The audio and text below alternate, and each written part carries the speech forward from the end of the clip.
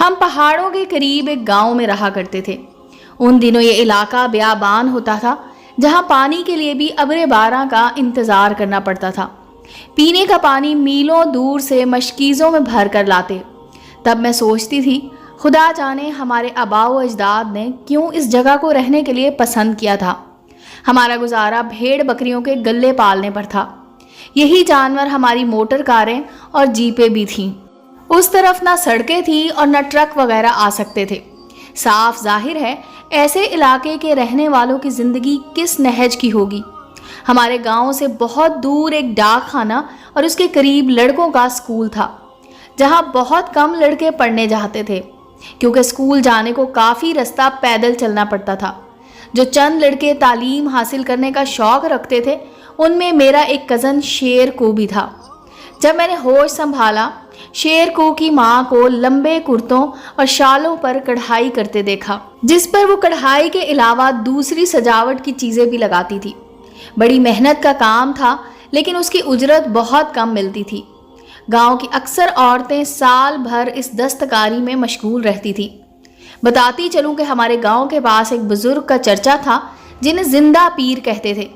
روایت یہ تھی کہ ماضی میں یہاں کسی بزرگ کی اقامت گاہ تھی، جن کی دعاؤں کے لیے علاقے کے لوگ دور سے آیا کرتے تھے۔ ایک دن یہ بزرگ اچانک غائب ہو گئے، لہٰذا ان کی اقامت گاہ خالی ہو گئی، تو اس جگہ پر لوگوں نے چار دیواری اٹھا دی اور پھر یہاں ہر سال میلہ لگنے لگا۔ تبھی سے اس جگہ کا نام زندہ پیر کا گاؤں پڑ گیا۔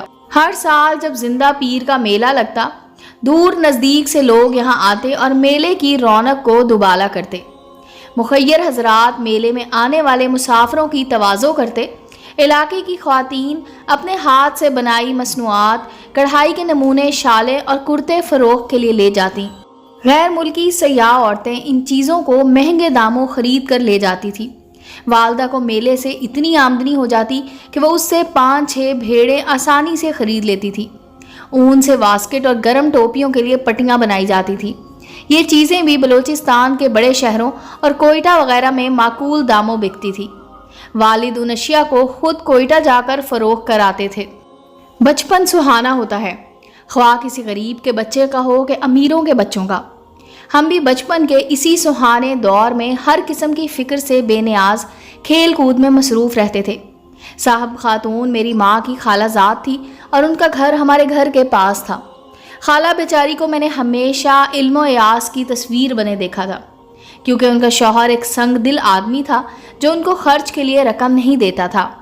وہ اکثر بھیڑوں کی اون وغیرہ کی فروخت کے سلسلے میں کوئٹہ چلا جاتا اور وہاں سے اپنے علاقے کے لیے ایسی اشیاء لے آتا جن کی یہاں پر ضرورت پڑتی تھی۔ خالو عزت دار کی یہ تجارت کافی حد تک کامیاب رہی اور وہ ہمارے گاؤں کا ایک کھاتا پیتا آدمی سمجھا جانے لگا۔ اس کے باوجود اپنی بیوی پر 1 پیسہ خرچ کرنا فضول خرچی سمجھتا تھا۔ خالہ کھانے پینے کے خرچے کے علاوہ ذاتی تصرف کی اشیاء بھی اپنی محنت کی اجرت سے پورا کرتی تھی۔ اگر شوہر سے کبھی خرچہ مانگ لیتی تو رقم کی بجائے اس کو بدلے میں مار پڑتی تھی۔ ہمارے سبھی گھر والوں کو افسوس ہوتا، مگر وہ عزت دار کو سمجھا نہیں سکتے تھے، کیونکہ وہ کسی کی نہیں سنتا تھا۔ خالہ کے 4 بچے تھے، 2 بیٹیاں اور 2 بیٹے۔ ان چاروں کا خرچہ روپے کی صورت میں وہ بیوی کو نہیں دیتا تھا، صرف اناج گھر میں لا کر ڈال دیتا۔ خالہ خود پتھر کی چکی پر روزانہ پیس کر آٹا تیار کرتی تھی۔ عورت مفلسی اور غربت سب برداشت کر لیتی ہے اگر اس کے شوہر اس کے ساتھ محبت بھرا رویہ رکھتا ہو، مگر خالو عزت دار تو بیوی کو پاؤں کی جوتی سمجھتا تھا۔ اس کو اپنی بیوی سے کوئی انس نہیں تھا۔ یہی وجہ ہے کہ 4 بچوں کے باوجود اس نے خالہ سے علیحدگی اختیار کر لی اور کوئٹہ میں ایک عورت سے شادی کر کے وہیں مستقل قیام پذیر ہو گیا۔ اب خالہ اپنے باپ کے گھر 4 بچوں کو ہمراہ لے کر چلی گئی تاکہ والد اور بھائی ان کی کفالت کریں۔ نانا کے گاؤں میں اسکول نہ تھا۔ خالہ کا سب سے بڑا لڑکا، جس کی عمر اس وقت 10 سال تھی، اسکول سے محروم ہو گیا۔ اسے اسکول چھوڑنے کا غم تھا اور ساتھ ہی اپنے گھر بار، دوست، رشتہ دار سبھی سے دور ہو جانے کا دکھ بھی تھا۔ اس کا نام عارف اور اس کے چھوٹے بھائی کا نام شیر کو تھا۔ ماں نے جب اپنے بیٹے کو افسردہ دیکھا تو عارف کو واپس اس کے والد کے گاؤں پھپھی کے گھر بھجوا دیا تاکہ وہ اپنی تعلیم جاری رکھ سکے۔ वो एक होनहार लड़का था। वो अपनी माँ की कुर्बानी को समझ गया और मेहनत से पढ़ने लगा। रोज सुबह स्कूल जाता और शाम को हस्बे मामूल हम सब बच्चों के साथ आंख मचोली खेलता। एक दिन आंख मचोली खेल रहे थे, सब बच्चे छुप गए, मगर मुझे छुपने के लिए जगह ना मिली तो आरिफ ने मुझे अपने साथ एक पत्थर की ओट में छुपा लिया। उस दिन से मेरी उसके साथ दोस्ती हो गई। वक्त गुजरता गया और हमारी दोस्ती गहरी होती चली गई। आरिफ की छोटी बहन का नाम फरजाना था। वो अपने भाई से बहुत मोहब्बत करती थी। वो आरिफ के लिए उदास रहती और उसे हर वक्त याद करती। अपनी माँ को कहती, वहाँ मेरा भाई अकेला है, मुझे उसके पास भेज दो, मैं आरिफ को खाना पका कर दूंगी। फूफी के छोटे छोटे बच्चे हैं, वो कब मेरे भाई का वैसा ख्याल रख सकती है जैसा कि हम रखते थे। फरजाना के जिद करने पर उसकी माँ ने उसे नंद के घर भिजवा दिया। अब वो भी आरिफ के साथ फूफी के पास रहने लगी। उसकी फूफी को फरजाना की बहुत ज़रूरत थी, जो घर के बहुत से कामों में उसकी मददगार साबित हुई थी। उसके आने से पुरसकून हो गई। इज्जतदार को इल्म हुआ कि उसके दोनों बड़े बच्चे अपने नाना के घर से फूफी के घर आ चुके हैं, तो वो बाकायदगी से उनसे मिलने आने लगा। वो बहन को कुछ रकम उनके खर्चे के लिए भी दे जाता था। वक्त का घंटा बगैर आवाज़ किए अपने मुकर्रा पल में बजता रहा, यहाँ तक कि आरिफ 8वीं जमात में पहुँच गया। उसकी मेरे साथ दोस्ती मोहब्बत के रिश्ते में बदल चुकी थी, क्योंकि वो हमारा भी रिश्तेदार था। मेरी माँ उसका ख्याल रखती, कभी उसके कपड़े धो देती कि माँ से जुदाई उन बच्चों को ज़रूर महसूस होती होगी। मैं भी आरिफ और फरजाना का ख्याल रखती थी। अब आरिफ और फरजाना फूफी के पास, जबकि शेरकू और दुर्दाना माँ के पास थे। फरजाना भी मुझसे मोहब्बत करती थी, वो मेरी सहेली बन गई थी। आरिफ पूरे ज़िले में अव्वल पोजीशन पर आया। अफसोस कि उसका स्कूल उन दिनों मिडल तक ही था। जब इज्जतदार को गांव वालों ने बेटे की शानदार कामयाबी की मुबारकबाद दी तो उसके दिल में ख्याल आया कि मैं अपने लड़के को अपने साथ कोयटा ले जाकर सेकेंडरी स्कूल में दाखिल करा दूं, ताकि ये पढ़ लिख जाए तो मेरा भी नाम रोशन करेगा। तभी उसने दोनों बच्चों को समझा बुझाकर अपने साथ जाने पर राज़ी कर लिया। हालांकि वो जानते थे कि अगर बाप के साथ चले गए तो फिर माँ से लंबी जुदाई सहनी पड़ेगी और वो जल्द वालदा से ना मिल सकेंगे। इज्जतदार की दूसरी बीवी पंजगूर में रहती थी, क्योंकि उसके वालदैन वहाँ क़याम पजीर थे। वो कभी कोयटा आ जाती, कभी अपने वालदैन के शहर चली जाती। वो इन बच्चों का इस बाइस ज़्यादा ख्याल नहीं रख सकती थी। बाप भी उनका ख्याल रखने से कासिर था, लिहाजा उसने आरिफ का दाखिला पंजगूर के स्कूल में ही करवा दिया। यहाँ आकर फरजाना बिल्कुल भी खुश ना थी। वो अपनी माँ और अपने गांव को याद करके रोती थी, यहाँ तक कि बीमार पड़ गई। आरिफ को बहन से बहुत मोहब्बत थी। वो चाहता था कि उसकी बहन अपनी सगी माँ के पास वापस चली जाए, जिस पर उसका बाप राजी ना था। इस मसले की वजह से इधर आरिफ परेशान था तो उधर मैं उसकी जुदाई में परेशान रहने लगी। खाला बेटे और बेटी की जुदाई से अंदर ही अंदर घुलने लगी, क्योंकि पहले तो वो दोनों बच्चों को अपने पास बुलवा लेती थी, मगर अब उनसे मिलने की कोई सूरत न रही थी। आरिफ समझदार था। वो फरजाना को तसल्लियाँ देता कि 2 साल सब्र कर लो, मुझे 10वीं पास कर लेने दो, फिर मैं हर सूरत तुम्हें लेकर माँ के पास चला जाऊँगा। अभी वालिद से बिगाड़ना दुरुस्त नहीं, वरना वो मेरी तालीम का खर्चा नहीं देंगे और मैं गाँव में रहकर मैट्रिक भी ना कर सकूँगा। आरिफ ने मैट्रिक कर लिया तो एक दिन वो बहन को लेकर वापस नाना के घर आ गया। उसकी माँ इन बच्चों की जुदाई में रो रो कर बीमार पड़ गई थी। उसने बच्चों को 2 साल बाद देखा तो दोबारा से जी उठी, लेकिन आरिफ को ये गम लगा हुआ था कि बाप की नाराज़गी मोल लेकर उसने अपना मुस्तकबिल तारीक कर लिया है। इधर माँ के मसले मसाइल भी मैके में रहने से कम न हुए थे। इन्हीं मसाइल में उलझ कर वो पढ़ाई से रह गया। उसका एक मामू कराची में काम करता था। जब उसे इल्म हुआ कि आरिफ ने तालीम को खैर बात कह दिया है तो वो आकर उसे अपने साथ ले गया और कराची में दाखिला करवा दिया। एक बार फिर कुदरत उस पर मेहरबान हो गई और उसे एक बड़े शहर में ज़िंदगी बनाने का मौका मिल गया। खालू इज्जतदार को बिल आखिर एहसास हो गया कि उसने अपने बच्चों से दूरी इख्तियार करके गलती की है, तो वो आरिफ को वापस कोयटा ले आया। आरिफ पढ़ने में मसरूफ़ हो गया, लेकिन उसने मुझे ना भुलाया, मैंने भी उसे ना भुलाया था। वो अपनी फूफी से मिलने के बहाने 2-4 माह बाद हमारे गांव आता तो हमारे घर भी आता और मुझसे मिलकर चला जाता।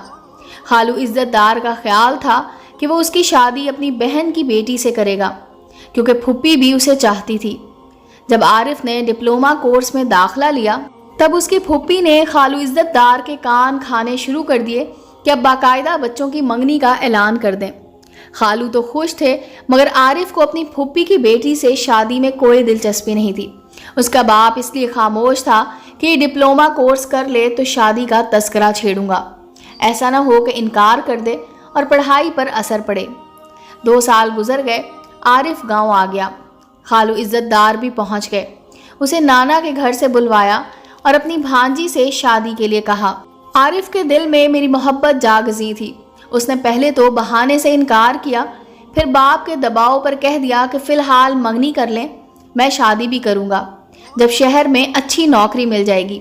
اس کا ارادہ اپنے والد کو ٹالنے کا تھا، کیونکہ اور کوئی راستہ انکار کا نہیں تھا۔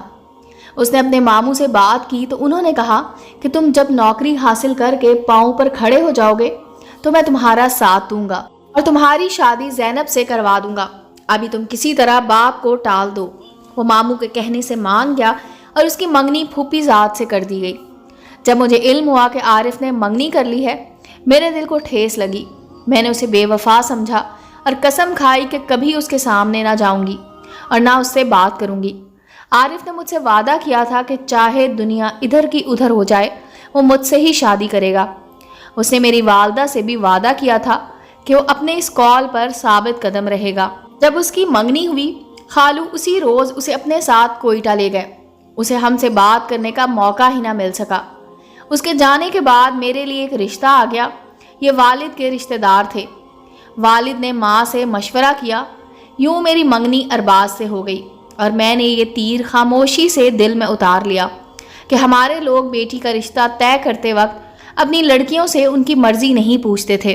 ارباز جس سے میری منگنی ہوئی تھی وہ عارف کا بچپن کا دوست تھا، لیکن اسے میری اور عارف کی محبت کے بارے میں کوئی علم نہ تھا۔ خدا کی کرنی کہ عارف کی منگنی کے 8 ماہ بعد خالو عزت دار کو دل کا دورہ پڑا اور وہ کوئٹہ میں وفات پا گیا۔ عارف بھی پہنچ گیا اور اپنے والد کی تدفین میں شامل ہوا۔ ہم بھی ان کے گھر گئے۔ اس کی آنکھیں اشک بار تھیں تو اسے غم زدہ دیکھ کر میری آنکھوں سے بھی آنسو نہ تھمتے تھے۔ 3 دن بعد وہ واپس چلا گیا اور نصف سال تک نہ آ سکا۔ جب آیا تو پھوپھی کے گھر گیا۔ اس کی منگیتر نے اسے کہا کہ وہ اپنے چچا کے بیٹے سے شادی کرنا چاہتی ہے مگر مجبور ہے، لہٰذا وہی اس پر احسان کر دے اور شادی سے انکار کر دے، کیونکہ اب اس کے لیے انکار آسان ہے کہ اس کے والد وفات پا چکے ہیں۔ اندھا کیا چاہے 2 آنکھیں۔ اس نے زرینہ سے کہا، میں تمہاری خوشی ضرور پوری کروں گا اور شادی سے انکار کر دوں گا، تم فکر مت کرو۔ یہ کہہ کر وہ پھوپھی کے پاس گیا اور کہا کہ میں زرینہ سے شادی نہیں کر سکتا، آپ منگنی ختم سمجھو، کیونکہ میری ماں کو تمہاری لڑکی سے رشتہ منظور نہیں۔ اس کی پھوپھی یہ سن کر رونے لگی۔ پھوپھی کو روتے دیکھ کر عارف رنجیدہ ہو کر گھر سے نکل گیا اور دل کا بوجھ ہلکا کرنے کے لیے اپنے بچپن کے دوست ارباز کے پاس چلا گیا۔ کافی دنوں بعد دونوں دوست ملے تھے۔ ارباز نے کہا، یار ایک خوشخبری ہے تمہارے لیے۔ وہ کیا؟ عارف بولا، جلدی بتاؤ تاکہ میرا جی خوش ہو۔ میری منگنی ہو گئی ہے اور اگلے ماہ شادی ہے۔ واہ، کیا اچھی بات بتائی ہے، مٹھائی تو کھلاؤ۔ ارباز نے مٹھائی منگوائی اور دونوں نے کھائی، کچھ گپ شپ کی۔ اس موقع پر عارف دوست سے اپنے دل کا دکھ بیان نہ کر سکا۔ اس نے یہ بھی نہ پوچھا کہ تمہاری منگنی کس لڑکی سے ہوئی ہے۔ کہنے لگا، جی چاہتا ہے کہ تھوڑی دیر چشمے پر جا کر ٹھنڈی ہوا کا مزہ لیں۔ کیوں نہیں؟ ارباز بولا، ابھی چلتے ہیں۔ اس نے دکان بند کی اور سائیکل نکالی اور دونوں چشمے کی طرف روانہ ہو گئے۔ وہ کبھی سائیکل پر بیٹھ جاتے، کبھی پیدل چلتے، یوں چشمے پر پہنچ گئے۔ تھوڑی دیر وہاں گزار کر واپس لوٹ آئے۔ ارباز دکان پر چلا گیا اور عارف ہمارے گھر آ گیا۔ اس نے میری ماں سے کہا، خالہ میں نے زرینہ کی ماں کو جواب دے دیا ہے۔ میں نے آپ سے وعدہ کیا تھا کہ زینب سے شادی کروں گا، مجھے جلد ملازمت مل جائے گی، پھر میں آپ کی رضا سے زینب کو حاصل کر لوں گا، آپ بے فکر ہو جائیں۔ اس سے پہلے کہ ماں کچھ کہہ دی، بھائی گھر میں داخل ہوا تو عارف نے موضوع بدل دیا اور تھوڑی دیر کے بعد وہ ہمارے گھر سے چلا گیا۔ اب وہ دوبارہ ارباز کی دکان کی طرف رواں دواں تھا کہ جا کر اسے یہ خوشخبری سنائے اور اپنے بچپن کے دوست کو اپنی دلی خوشی میں شامل کر لے کہ پیچھے سے کسی نے اسے للکارا۔ یہ اس کا پھوپھی زاد بھائی قدیر خان تھا، جس کو علم ہو گیا تھا کہ عارف نے اس کی بہن سے شادی سے انکار کر دیا ہے۔ اس کی ماں نے اسے یہ بات زاروں کے تار روتے ہوئے بتائی تھی، بس وہ اپنی والدہ کی آنکھوں میں آنسو نہ دیکھ سکا۔ اسی وقت بندوق اٹھا لی اور عارف کو تلاش کرنے لگا۔ اس کی للکار پر عارف نے پیچھے مڑ کر دیکھا۔ تمہیں خبر ہے کہ تم نے منگنی توڑنے کا کہہ کر ہماری کتنی توہین کی ہے؟ تم نے بھری برادری میں گویا میری پگڑی اچھالنے کا قصد کیا ہے۔ آج میں تجھ کو زندہ نہیں چھوڑوں گا۔ اس سے پہلے کہ عارف منہ سے کوئی حرف نکالتا، اس نے اس کا سینہ چھلنی کر دیا۔ سارے گاؤں میں کہرام مچ گیا اور یہ خبر جنگل کی آگ کی طرح پھیل گئی کہ عارف نے پھوپھی کی بیٹی کو ٹھکرا دیا، جس کا انتقام منگیتر کے بھائی نے لے لیا۔ ہمارے گاؤں والے کسی لڑکی کو بلا وجہ ٹھکرا دینے پر اس کے منگیتر کو معاف نہیں کرتے تھے۔ اس واقعے نے جہاں خالہ صاحب خاتون کو جیتے جی مار دیا، وہاں زرینہ کو بھی پچھتاوے کی آگ میں جلا ڈالا، کیونکہ اسی کے کہنے پر عارف نے اپنی پھوپھی کے سامنے انکار کی جرت کی تھی۔ سوچتی ہوں اے کاش کوئی اسے یہ بتا دیتا کہ میری منگنی ارباز سے ہو چکی ہے، تو شاید وہ زرینہ سے شادی سے انکار نہ کرتا اور اس کی جان نہ جاتی۔ 50 سال سے اوپر کا عرصہ گزر گیا ہے، لیکن ہمارے گاؤں میں آج تک اس اندھوناک واقعے کو کوئی نہیں بھلا سکا۔ آج بھی ارباز جب اپنے بچپن کے دوست عارف کو یاد کرتے ہیں تو ان کی آنکھیں نم ہو جاتی ہیں۔ انہیں کیا خبر کہ عارف کے دل میں کون بستا تھا اور اس کی موت سے خود میرے دل پر کیسی قیامت گزری ہے۔ امید ہے دوستو سٹوری اچھی لگی ہوگی۔ چینل کو لائک اور سبسکرائب کریں اور بیل آئیکن کا بٹن دبانا مت بھولیں تاکہ ہر نئے آنے والی سٹوری کا نوٹیفیکیشن آپ کو مل سکے۔ ملتے ہیں اگلی سٹوری کے ساتھ۔